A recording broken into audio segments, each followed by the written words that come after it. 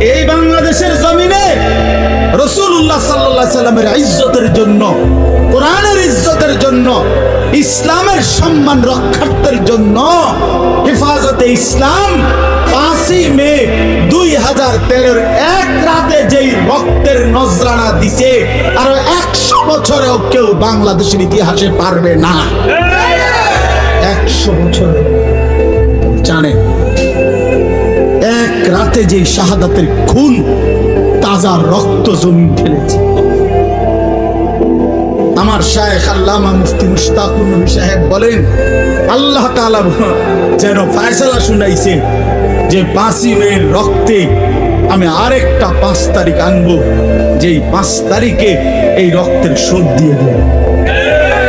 এই জন্য 5ই মে 5ই আগস্ট রক্তের শোধ।